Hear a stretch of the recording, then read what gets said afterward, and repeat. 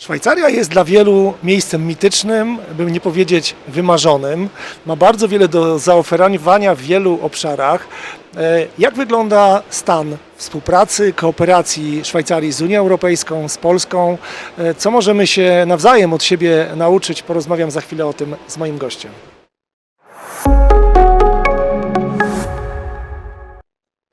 Dzień dobry, Zbigniew Bartuś, Dziennik Gazeta Prawna. Jesteśmy w studiu Dziennika Gazety Prawnej na Impact w Poznaniu, a moim gościem jest Fabrice Filliez, ambasador Szwajcarii w Polsce. It's nice to meet you. Dzień dobry, bonjour. Dzień dobry. Excellency, Switzerland has a long tradition of cooperation and partnership with European Union and with Poland. What is the importance and significance of the tradition in this turbulent world? What can we say about current status of the cooperation?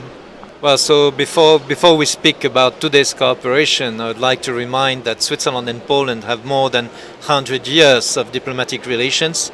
We have a very strong and robust economic cooperation.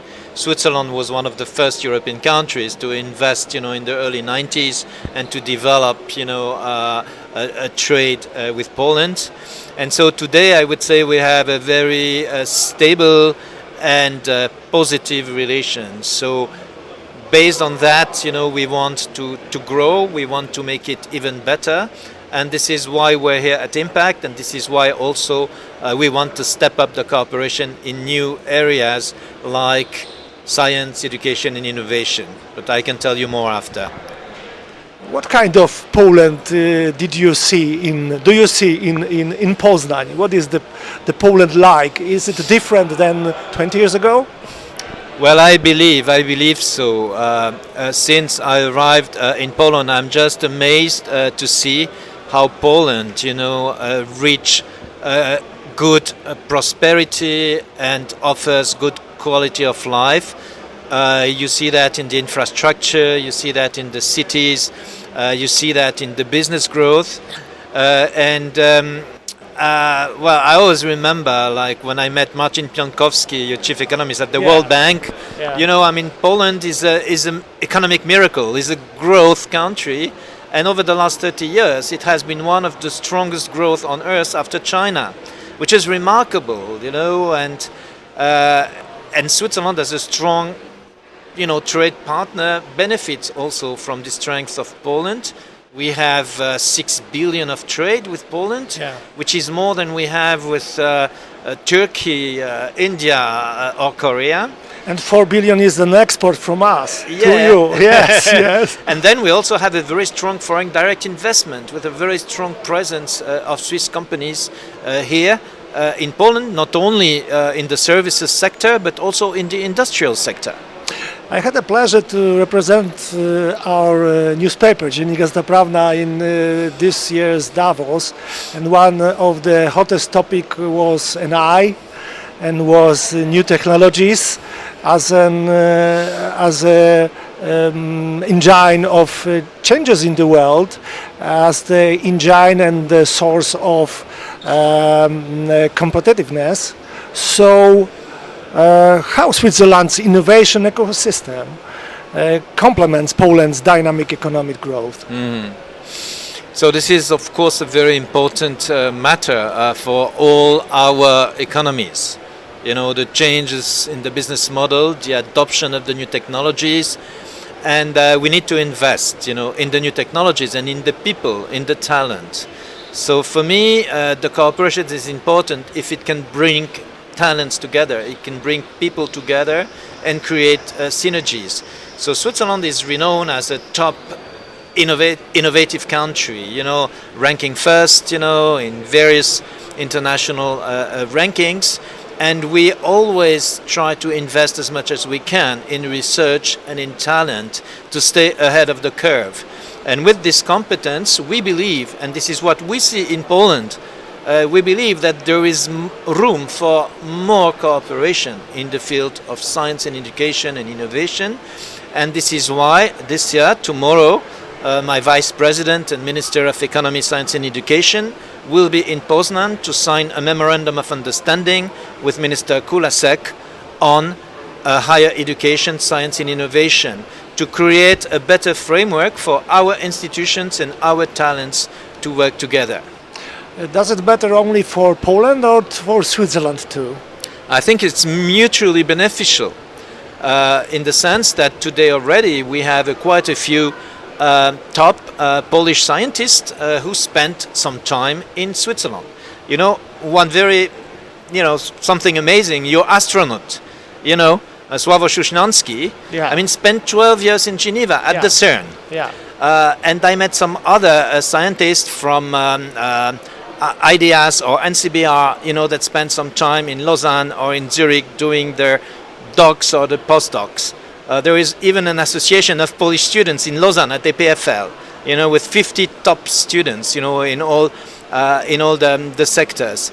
And so this, I think it's mutually beneficial. I mean, this is what we are trying to do, to put the people together, to have projects together, and use synergies on the one side, on the other side, for the benefit of both countries. So your story about the technology is the story about people, yes? Yes. I mean, there is no technology without people, and people need to remain, masters of the technology. And so this is why education is very important. So I will ask, Switzerland is often held up in Poland as a model of sustainable economic development. Now cultural closeness is also often pointed out. What goals do we share today in areas such as sustainable urban development, education and science? Mm-hmm. And what about drill baby drill? So contrary, I think, narrative about ESG. Yeah. Well, we live on, we only have one Earth. Yeah. And so the goals on sustainability are shared goals. And everyone has to do its share.